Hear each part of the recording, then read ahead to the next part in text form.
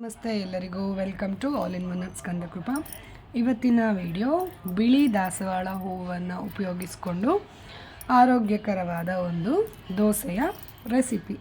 So ದಾಸವಾಳ ಹೂವು, ಬಿಳಿ ದಾಸವಾಳ ಹೂವು ಅಂತಲ್ಲ, ಎಲ್ಲ ದಾಸವಾಳ ಹೂವು ಕೂಡ ಆರೋಗ್ಯಕ್ಕೆ ತುಂಬಾ ಒಳ್ಳೆಯದು. ಸೊ ದಾಸವಾಳ ಹೂವಿನ ಟೀ ಮಾಡ್ಕೊಂಡು ಕುಡಿತಾರೆ ಕೆಲವರು. ದಾಸವಾಳ ಹೂವು ಒಳ್ಳೆಯದು ಅಂತ ಹೇಳ್ತಾರೆ, ಅದನ್ನು ಹಾಗೇ ಸೇರ್ಸೋಕ್ಕಾಗಲ್ಲ, ತಿನ್ನೋಕ್ಕಾಗಲ್ಲ. ಸೊ ಹಾಗಾಗಿ ಅದನ್ನು ಉಪಯೋಗಿಸ್ಕೊಂಡು ಒಂದು ದೋಸೆಯ ರೆಸಿಪಿಯನ್ನು ನಾನಿವತ್ತು ತೋರಿಸ್ತಾ ಇದ್ದೀನಿ.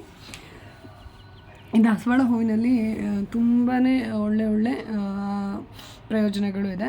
ಇದರಲ್ಲಿ ಬ್ಲಡ್ ಪ್ರೆಷರ್ ಕಡಿಮೆ ಆಗುತ್ತಂತೆ, ಹಾಗೆಯೇ ಕ್ಯಾನ್ಸರ್ ವಿರೋಧಿಯಾಗಿ ಕೂಡ ಇದು ವರ್ಕ್ ಆಗುತ್ತಂತೆ, ಕೆಲಸ ಮಾಡುತ್ತಂತೆ.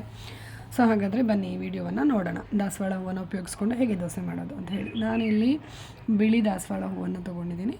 ನೀವು ಬೇಕಾದರೆ ಯಾವ ಕಲರ್ ಬೇಕಾದರೂ ತೊಗೊಳ್ಬೋದು. ಮೊದಲಿಗೆ ರಾತ್ರಿ ನಿಮಗೆ ಎಷ್ಟು ಬೇಕೋ ಅಷ್ಟು ದೋಸೆಗೆ ಆಗುವಷ್ಟು ಅಕ್ಕಿಯನ್ನು ನೆನೆಸ್ಕೊಳ್ಳಿ. ಅದಾದ ನಂತರ ಅದಕ್ಕೆ ಸ್ವಲ್ಪ ತೆಂಗಿನಕಾಯಿ ಹಾಗೆಯೇ ಬಿಳಿ ದಾಸವಾಳ ಹೂವನ್ನು ಹಾಕ್ಕೊಂಡು ನುಣ್ಣಗೆ ರುಬ್ಕೊಳ್ಬೇಕು. ನಾನಿಲ್ಲಿ ಮಾಡ್ತಾ ಇರುವಂಥದ್ದು ನೀರು ದೋಸೆ.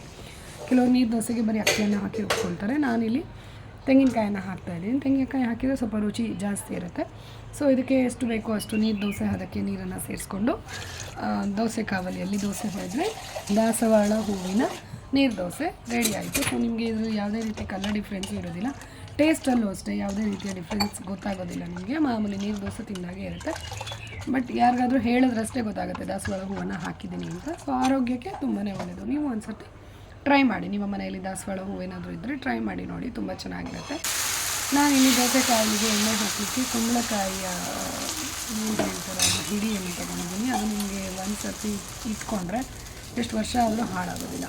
ಸೊ ಅದರಲ್ಲಿ ದೋಸೆ ಕಾವಲಿಗೆ ಎಣ್ಣೆ ಹಾಕಲಿಕ್ಕೆ ಚೆನ್ನಾಗಿರುತ್ತೆ. ಸೊ ಈ ರೀತಿಯಾಗಿ ನೋಡಿ ದೋಸೆ ರೆಡಿ ಆಯಿತು. ದಾಸವಾಳ ಹೂವಿನ ನೀರು ದೋಸೆ ರೆಡಿ ಆಯಿತು. ಇದಕ್ಕೆ ನಿಮಗೆ ಇಷ್ಟವಾದ ಕಾಂಬಿನೇಷನ್ ಚಟ್ನಿಯ, ಸಾಂಬಾರ, ಸಾಗುನ, ನಿಮಗೆ ಏನು ಇಷ್ಟ ಆಗುತ್ತೆ ಅದನ್ನು ಮಾಡಿಕೊಂಡು ತಿನ್ಬೋದು.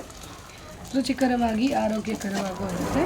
ನೀವು ಒಮ್ಮೆ ಟ್ರೈ ಮಾಡಿ ನೋಡಿ. ಈ ವಿಡಿಯೋ ನಿಮಗೆ ಇಷ್ಟ ಆಗಿದ್ದರೆ ಲೈಕ್ ಮಾಡಿ, ಶೇರ್ ಮಾಡಿ, ನನ್ನ ಚಾನಲ್ನ ಸಬ್ಸ್ಕ್ರೈಬ್ ಮಾಡಿ. ಧನ್ಯವಾದಗಳು.